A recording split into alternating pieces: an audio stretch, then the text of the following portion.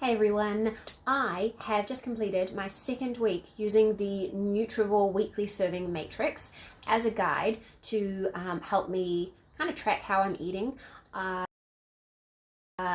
Nutrivore is a concept created by Dr. Sarah Ballantyne where you eat for nutrient density and you focus on what is great for you and don't worry too much about what you eat, which that isn't great for you.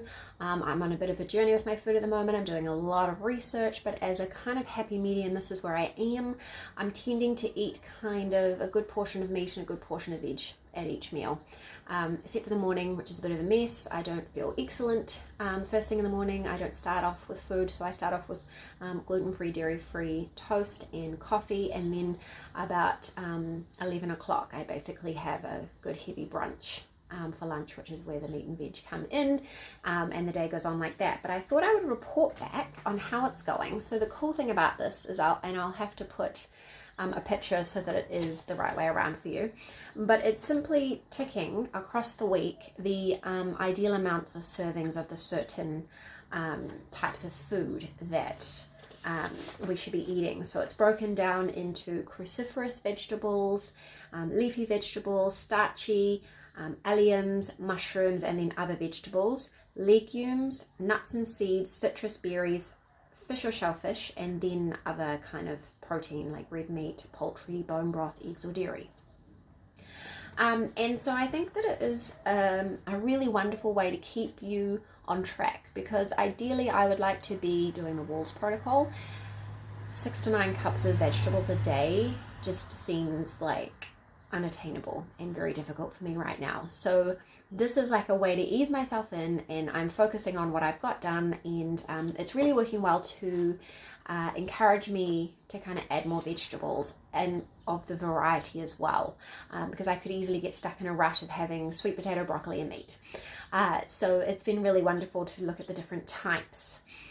So tomorrow will be the last day of this one, and I've got 1 serving left of cruciferous vegetables, 2 servings left of leafy vegetables, which is tricky because some of the cruciferous vegetables could be leafy, so it depends which way I decide to tick it.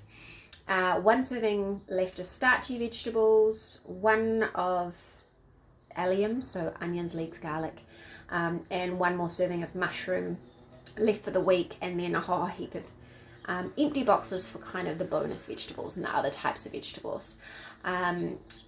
I'm quite short on the legumes. I've only had 1 serving of legumes, so 4 left on this matrix. I haven't had too much of the nuts and seeds either. Haven't had too much citrus. If I have too much citrus, I get a little bit of eczema on my arm.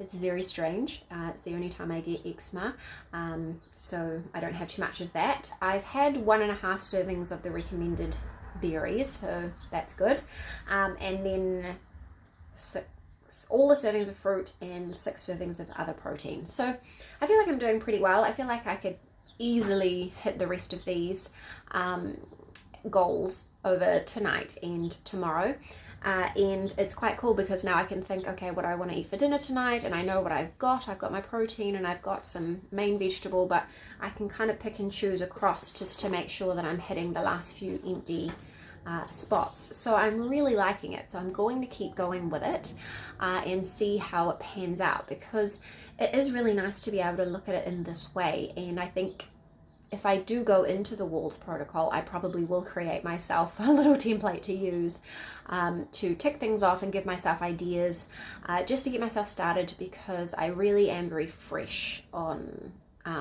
these ways of eating. I've always eaten a good amount of vegetables, but never anything like 6 or 9 cups or servings, and just increasing the protein, the meat and veg, and the fat, and that's been making me feel good. Yesterday afternoon I was really hungry. Afternoon tea time is tricky for me because I'm really hungry, but I don't really know what to eat, and I generally end up eating something I probably shouldn't, and it doesn't make me feel great, and then I'm just really hungry till dinner time.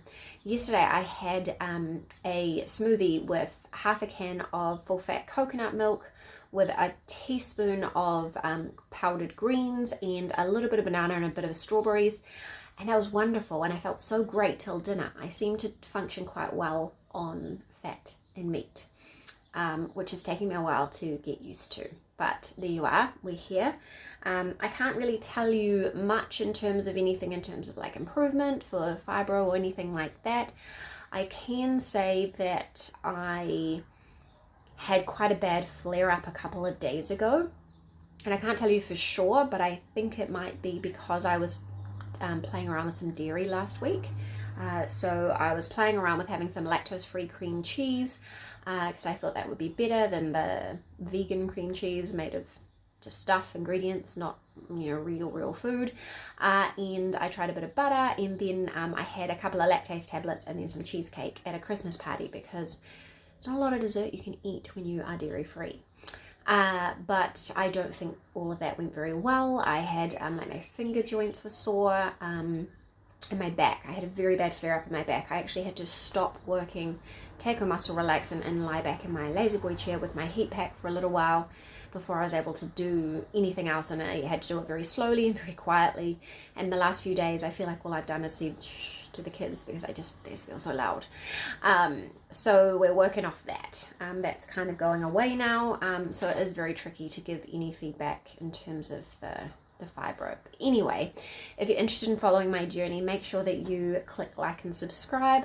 I've got a video exploring the different protocols for autoimmunity, so I'll link that, and I'll link in the box my blog post I did rounding up autoimmune paleo.